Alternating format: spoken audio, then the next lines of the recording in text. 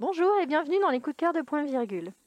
Récemment, j'ai lu cet ouvrage qui s'appelle Birthday, qui est un roman pour ados, et qui m'a donné envie de parler précisément du thème du genre et du consentement.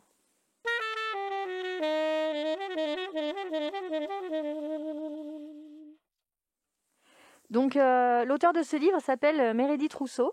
Donc, c'est une autrice américaine qui est elle-même transgenre et qui en fait aborde ce thème dans ses romans. Donc là, c'est le deuxième roman qu'elle écrit. Et en fait, il est très intéressant et à plusieurs titres. Déjà au niveau de sa construction, parce qu'en fait, on va suivre l'histoire de deux très jeunes garçons qui sont nés le même jour, la même année, et qui sont très très liés, très proches. Arrivé à l'adolescence, l'un des deux va se rendre compte qu'en fait, il se considère comme une fille, il est une fille, voilà.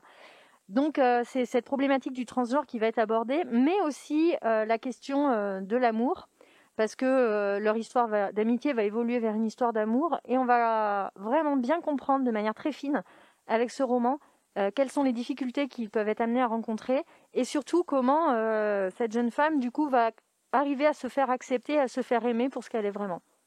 C'est très beau, c'est bouleversant, et je pense que c'est vraiment le genre de lecture qui est nécessaire actuellement.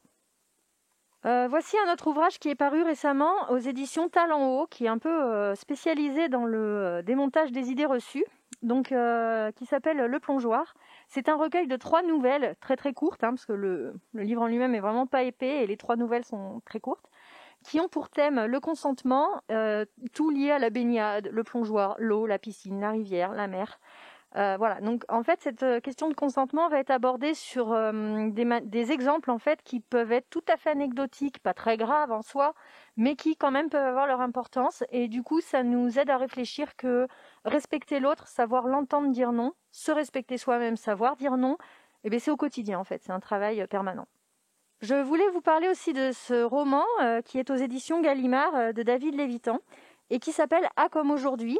Donc il est beaucoup moins récent. À mes yeux, c'est un classique. Et en fait, là, c'est de la science-fiction, mais ça va nous permettre aussi d'aborder la question du genre, parce que la personne qui est l'héroïne de ce roman n'a pas d'enveloppe physique et va se réveiller tous les matins dans le corps d'un adolescent différent ou d'une adolescente.